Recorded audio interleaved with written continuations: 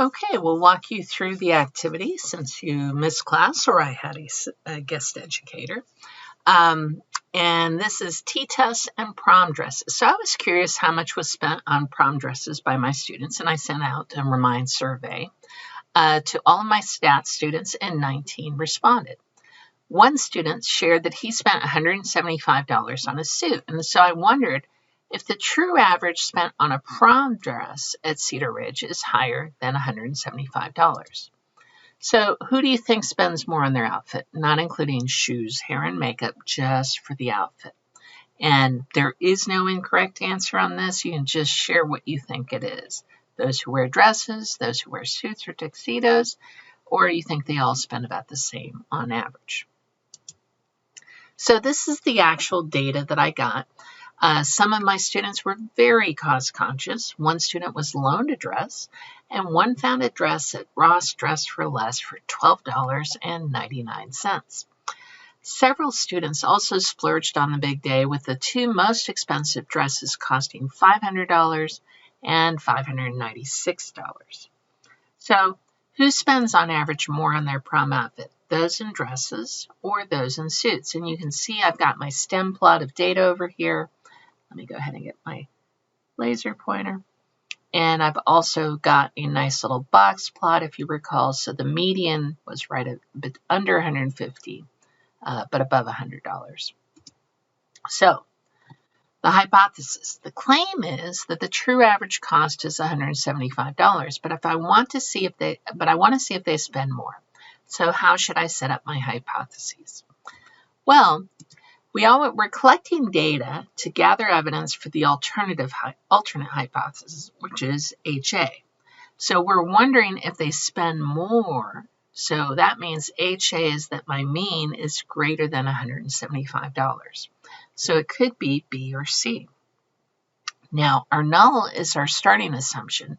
We always use an equal sign, and this is what we build our model on. So it has to be an actual number. So we're going to use the actual $175. So the correct answer is C. So don't forget to define your parameter.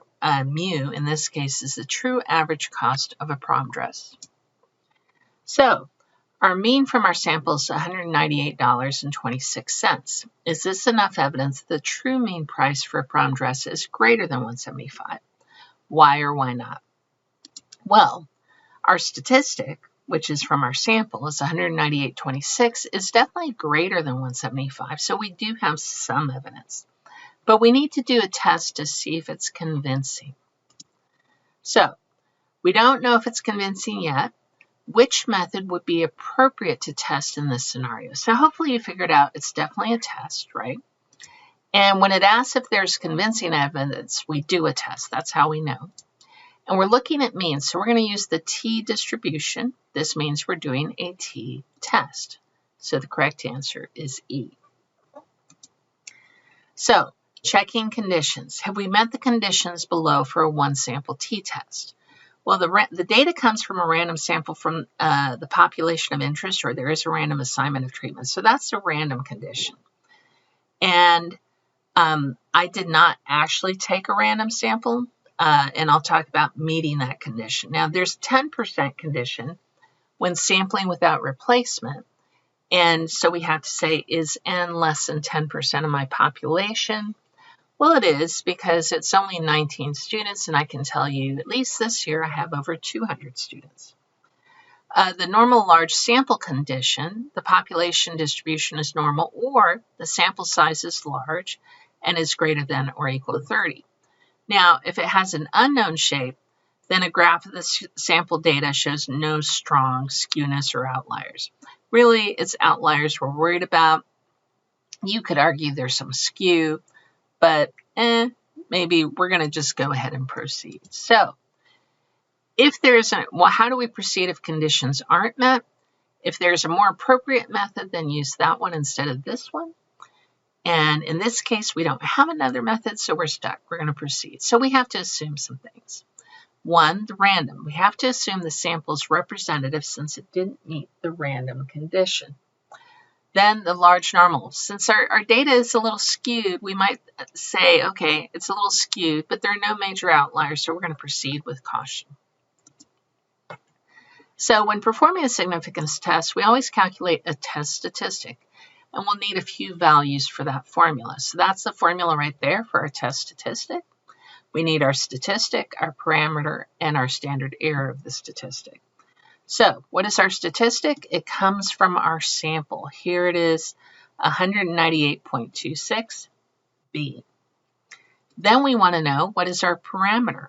Well, our parameter is the hypothesized value. It's our starting assumption that we use to build our model. So don't confuse with the sample data. It's not going to be over here. Oh, I got a little thing there. All right, so it's the $175 that we're checking. So what is our standard error of the statistic? Well, what we're going to do is we're going to take the standard deviation from our sample, which is, let me go ahead and get my laser pointer. It's this value down here, and we're going to divide it by the square root of the sample size, n, right there. So we have 174.056 divided by square root of 19, which is 39.9. So $39.90 is the standard error of our statistic. So what is our test statistic? So now we can put it all together. We have our stat, our parameter, and our standard error. So it's 198.26 minus 175 divided by 39.9, or 0.576. So we can also use technology to report this test statistic. Basically, we're going to do to one quantitative variable, single group, and more importantly, we need the technology to also report the p-value. So I'll go ahead and show you how to do that. So a quick walkthrough with the Statlet. Again, we're dealing with prices on prom dresses, so I'll go ahead and do one quantitative variable. And this is the prom dress prices. And then I don't have to do raw data. I can just enter the mean and standard deviation for the sample. So that was 198.263. The standard deviation was 174.056, and we had 19 participants in our survey, and begin analysis. So if I had put the raw data in, that would have worked fine. But I would have seen the graphs, and I would have to scroll further down to see the perform inference. And I want to do a one sample t interval. So if I'm trying to figure out not a t interval, I want to do a hypothesis test. We've already done intervals. My alternate hypothesis is that the mean value is actually greater than 175. So I'll hit perform inference. And there's my p-value, 0.2837. And there's my test statistic. It will calculate it for you automatically. And my degrees of freedom is 18, which, as you may recall, is one less than the sample size. So which of the following is the correct interpretation of a p-value, 0.286? Well, this is a probability of getting the result we got, or more extreme, if our assumption H0 were actually true. In other words, that the mean really is 175. Well, if we look here, it's not the probability that the true average is something. It's the probability we would have gotten our sample if the true average were 175. So the last statement down here.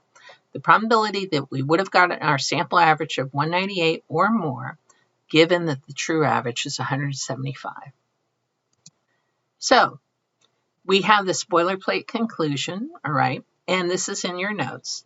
So because our p-value of 0.286 is greater than 0.05, we fail to reject H0. There is not convincing evidence that the true mean of cost of a dress is greater than $175. Now, we still don't know what the true average cost of a prom dress is because we ran a t-test. So a lot of people run hypothesis tests, but a lot of statisticians think that, oh, confidence intervals are actually more useful. So would a 90% confidence interval be consistent with our t-test? So here we go and show you how to do it. So we can go back to where we left off with the hypothesis test, and in the same section are intervals. And we said we're going to do a 90% one. There's a reason for that. There's our 90%, and our lower bound is 129, and our upper bound is 267.5. So again, just make sure you hit one sample t interval. We won't be doing these here in this class, and make sure you set the confidence level. So our confidence interval is from $129 to $267.50. Remember, this gives us the list of plausible values. Because our hypothesized value of 175 is in the interval, it is a plausible value. So just like our hypothesis test, we don't have convincing evidence that it's greater than 175. It could be less. It could be as low as 129. So the nice part, again, is now that we actually have an estimate based on our sample of the actual mean. So we think anywhere from 129 to 267.50.